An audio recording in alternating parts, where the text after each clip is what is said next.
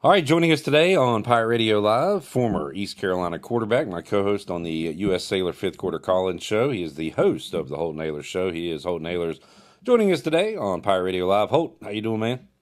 Clipper, what's up, man? Doing good. Hope you are. Yeah, just going through the week. So Monday, it's the Mike Houston press conference. Tuesday, we talked to the players. Wednesday, coordinator day. So just got done talking to Blake Harrell and John David Baker. And for JDB, it was all right. We saw some good there, especially in the middle quarters. What are you going to do to kind of finish out a game for Blake Harrell? It was what was it like sending your defense on the field 7, 8 times in the fourth quarter to get the win? So, Holden, we sat through it Saturday night. Pirate fans were happy to get the win, not so happy about how they went about getting that win. It seemed like.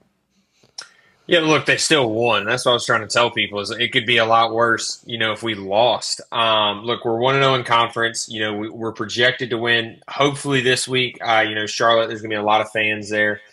It's a big game, though. We lost to them last year, but hopefully we can go into it and win it and then, keep stacking these wins, man. I've said it all along. You can get the 9 wins in this conference. Like the rest of our schedule, Navy's going to be tough. Army's going to be tough. There's going to be some harder games in there, but we might be favored in every other game other than those 2 games. Yeah, there's some Temples and Tulsas and FAUs in there where East Carolina probably won't have to play their best game to win it, which is why when I hear, if we keep throwing 2 interceptions and all this, we're going to lose these games. I'm like, well, are we? I mean, I think we. Right now we're undefeated, Clip. Yeah, crazy stat.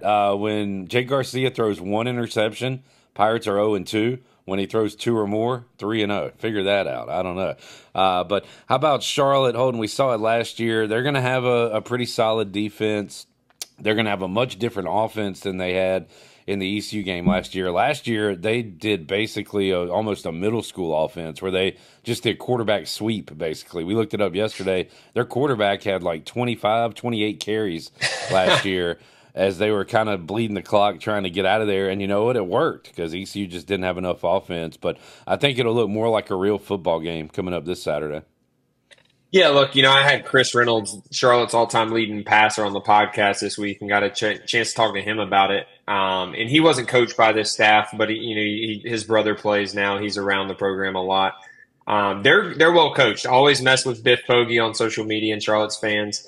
But he's a good coach. He has a good, staff. I mean, they came from that Harbaugh tree. And they're going to go out there and they're going to play good ball. Look, they have 2 quarterbacks they play. One's young but super talented, and then one's a little less talented but and older but more efficient right now. So we're probably going to see both. But yeah, man, it should be a good matchup. I've heard the defensive front is pretty good. I'll have to check the film on it, but it's never easy to win an away conference game. It might look easy on paper, but until you get in that environment, and go do it, I won't believe it. Holden, one thing you are excited about with this ECU football team, you're excited about several things, but you love the playmakers on the outside for ECU. So you want to see them even more involved and get more into the game. How do we go about doing that starting this Saturday? Yeah, look, I mean, I think the receivers are really, really good. I think Winston Wright's really good. Anthony Smith's really good. Chase Sowell's really, really good. If we can mix in a run game there, then we have something. We have really good tight ends too. And look, I like the up tempo. I like the speed of the offense, but we still got to go score points. And I don't mind slowing it down a little bit to get in the correct play, not just the fastest play. But yeah, I just think take shots. These teams are going to start giving us more man coverage. UTSA gave us man coverage on the outside because we're not throwing the deep ball. So if they can get away with just having one guy cover it instead of playing zone and having multiple guys deep, they can bring those safeties down to stop the run. Then that's what's going to happen until we start hitting more deep balls. So I just say take the shots. I said on the Fifth Quarter and on the Holton Ahlers Show that releases this week, I'd like to see a shot, 1 out of every 4 plays. So, I mean, hopefully we can see that, close to that. I think we got the playmakers to do it. This offense is built around the big play, so why not go hit them? Holton Ahlers joining us. There is an ongoing discussion on Hoist the Colors right now. Title of it is Holton Ahlers Pro Sunbelt. It's got 161 comments, been looked at over 4,000 times, and it started a few days ago, and it's the top topic right now. Somebody just responded to it. Let's see, 2 So they're minutes saying ago. nice things, Flip. 2 minutes ago. One of the comments was, I think Holton has just taken over this this Pirate Radio persona, like the people at Pirate Radio do, and just do hot takes and clickbait stuff.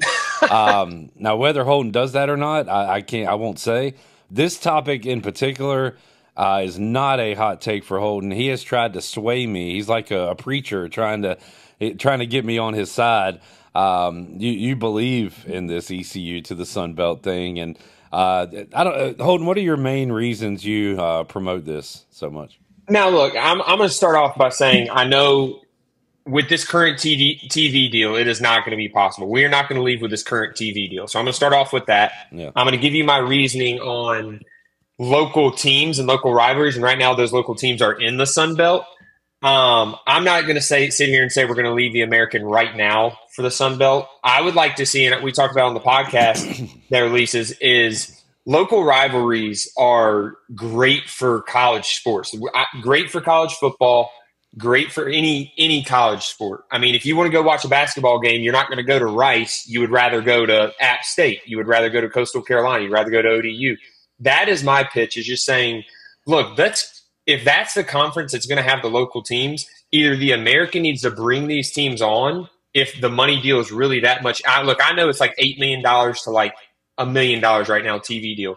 But we also got to realize that TV deal was brought to place when we had Houston, Cincinnati, UCF, SMU, like all those teams that went to bigger conferences aren't here anymore. And we replaced them with lesser, quality teams and quality programs.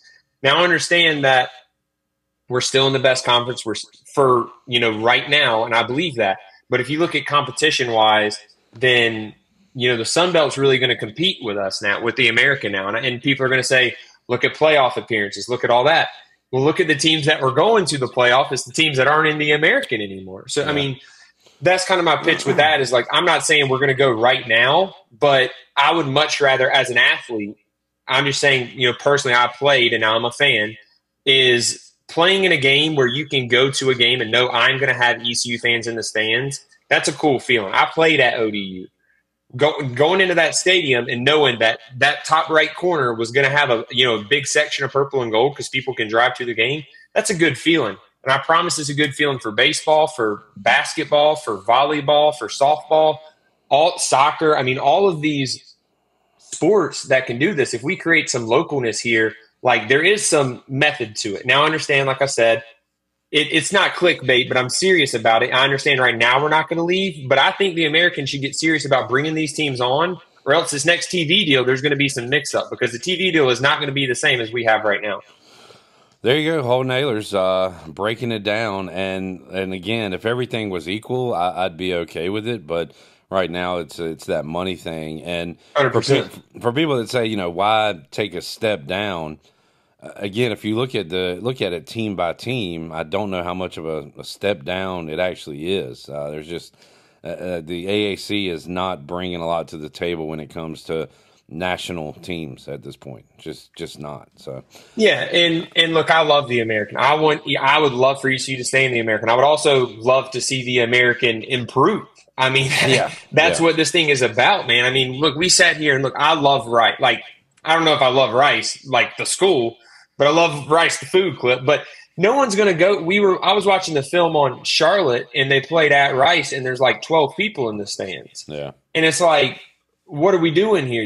Why are we adding these teams and not looking at some of these Sun Belt teams that are more local? Let's create this. Why are we flying why is volleyball spending money to go fly to Texas a couple times a year instead of just driving down the road to ODU? And that's my take, is when the TV deal comes up, there is logic to say it's probably not going to be as much worth as the one that was already negotiated with the teams that are out of the conference now. And if so, let's bring some of these local teams in.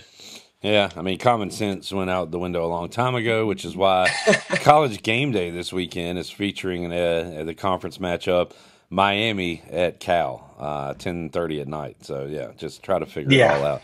It's crazy. Holton Ahlers joining us. Holton, my Commanders, Jaden Daniels won on Sunday. Bo Nix won on Sunday. Caleb Williams won on Sunday. Good day for the rookie quarterbacks, but one of those guys certainly playing better than the others right now. How about I'd like to see you do a film breakdown of Jaden Daniels because my Sundays are fun again, Holton. It's fun to watch football with what he and Cliff Kingsbury are cooking up right now.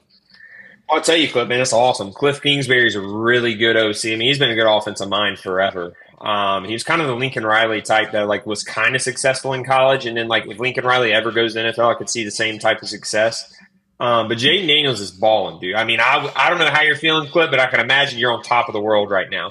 Almost like the Knicks got Karl Anthony Towns. I mean, that's just kind of how I feel about it. But yeah, I mean, it's fun, dude.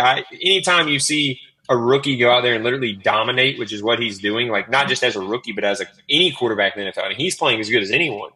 It's like the C.J. Stroud, and people are starting to say, was Caleb Williams the Bryce Young in this draft? And you're like, oh boy, did history repeat itself? So we'll see.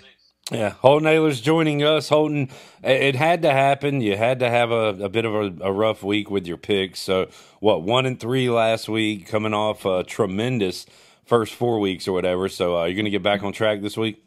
Oh, yeah, we are. Look, we're sitting at 15-7. The people are still making money. But, yeah, it wasn't fun. I'm very lucky. Technically, if people follow my bets, I had NC State -7.5. By the time I released the bet, it was -7. So some people had pushes. I got a push on that. So, yeah, I'll take it. So, but still, 1-2 isn't even good, Clip. It's not acceptable. I will say, though, like I said, we're 15-7. I usually don't bet NFL since I had a bad college football week. I was like, you know what? I'm going to do some research, bet the NFL.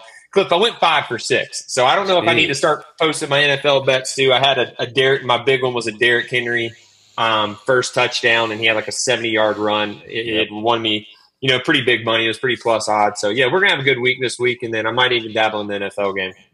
Holton Ahlers joining us. Holton, you mentioned you got the former Charlotte QB on your show this week.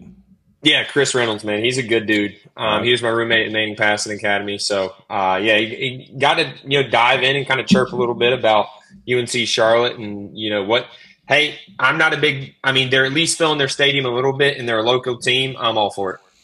Holton, we'll see you after the game on Saturday on the U.S. Sailor fifth quarter call-in show. Really enjoyed doing it with you and Cade Norman so far. And then we get a bye week next week. I'm really looking forward to that. Cliff, I feel like I'm playing now. I'm looking forward to the bye week. I'm like, I got a week off, man. I got to get the body right. So it's like the playing days, man. But, yeah, looking forward to the 5th. It's been fun so far. Holt, thank you, man. We'll see you this weekend. For sure. See you, brother.